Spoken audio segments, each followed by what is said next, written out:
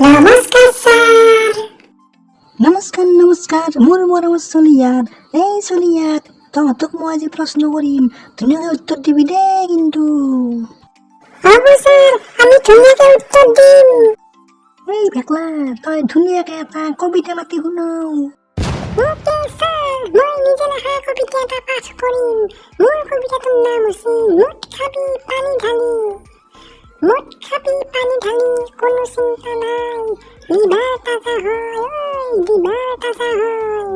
Beer খাবি বাৰত বহি পেট ওলাই যায়, মজা লাগি যায়, মজা লাগি যায়।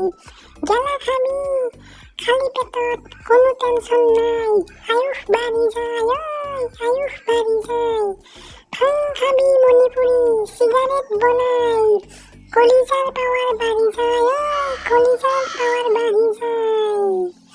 আজিকালিৰ ডমৰাহঁতে ড্ৰাগছ খাই দেখোন, আজিকালিৰ ডমৰাহঁতে কিবা ড্ৰাগছ খাই দেখোন, খাই লাং খাই পৰি থাকে, জীৱন বৰবাদ খায়। আজিকালিৰ ডমৰাহঁতে শেখৰ ৰজনীগন্ধা খায়, বডি শুকাই যায়, ঐ বডি শুকাই যায়।